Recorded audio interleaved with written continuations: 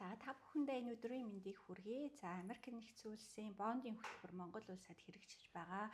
За энэтэй холбоотой бондын төлбөрөө хэрхэн байршуулах вэ? Энэ дээр юуг анхаарах вэ гэдэг та бүхэнд зөвлөмж өгье гэж өнөөдөр шийдлээ. За нийтвээрт та долларын данс бэлтнэ. За яагаад төгрөгийн данс бэлтэхгүй вэ гэхээр хэрв та төгрөгийн картаар бондын төлбөрөөр байршуулах юм бол за $10,000 байршууллаа гэж бодох юм бол ойролцоогоор 2 саяас 3 сая хоорондох төгрөгийн алдагдaltaй байдлаар мөнгө чинь бол буцаж орж ирж байгаа. За энд бол нэгдүгээрт та бондын төлбөрөөр байршуулахад бас тодорхой илүү шимтгэл төлнө. За буцаж тодорхой хугацааны дараа мөнгө маань орж ирэхэд ойролцоогоор яг тэр 1.8 сая төгрөгийн алдагдал бас хүлээж буцаж орж ирж байгаа, дутуу орж ирж байгаа гэж ойлгоорой. Тэгэхээр та нэгдүгээр долларын дансаар картаар бондоо байршуулах юм бол яг $10,000 байршуулсан бол яг $10,000 нь буцаж орох юм байна.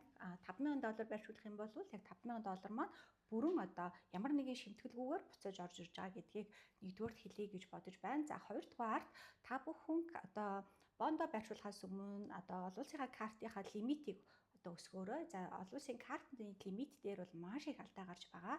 Тэгэхээр энийгээ бас урьдчилаад картынхаа лимитийг өсгөөрэй. За мөн бонд байршуулах хугацаагаа маш их бодно.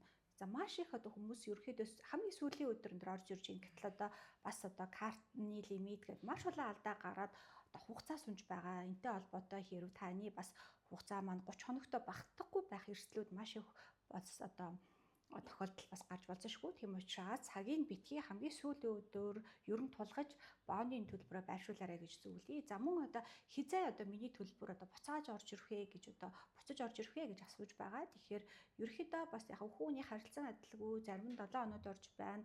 Ер нь дундаж хугацаа 1 сар болж байна гэдгийг бас хэлье. За Америк нэгдсэн улсын элчин сайдын амнаас өгж байгаа өөрсдийнх нь хамгийн сүүлийн хугацаа бол 8-7 хоног байгаа. Тэгэхээр ер нь бол 8-7 хоног хүлээн.